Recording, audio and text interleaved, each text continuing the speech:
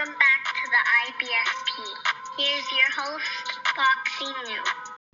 Malignaggi says Canelo Alvarez is not pound for pound number one. And look, let's break it down honestly and objectively as possible. And you see Malignaggi came out with a video on his channel on Pauly.tv, basically stating that, this year he has Terence Crawford over Canelo Alvarez as his pound for pound number one fighter. Now, that probably has to be the dumbest, most delusional thing I've heard. I mean, look, let's be honest and unbiased. Your pound for pound list is your own and subjective. I understand all of that. But literally, Canelo Alvarez is so far ahead of everybody else in boxing. This is the one slot where you have to understand that Canelo Alvarez should be number one virtually over everybody.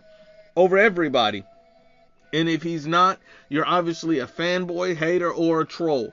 And Malignaggi must be all three, because it makes no sense to have anybody in the top spot other than Canelo Alvarez as of right now. The guy has done the most in boxing, has the best resume, shown a full variety of skills. He's giving you everything you would want as the number one pound for pound fighter, and you still have someone ranked above him. But this proves that Malignaggi is a hater, because even Terence Crawford stated that Canelo Alvarez is number one pound for pound. So what does Terence Crawford see in Canelo that you don't, you dumbass? Let's be honest and unbiased. But we expect this from Pauly the hater Malignaggi.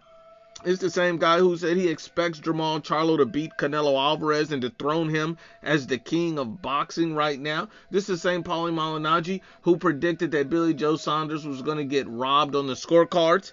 And this is the same Pauly Malignaggi who was insisting that, Caleb Plant can beat Canelo, as long as he puts on a boxing lesson. Dismissing Canelo Alvarez's skills, dismissing his ability.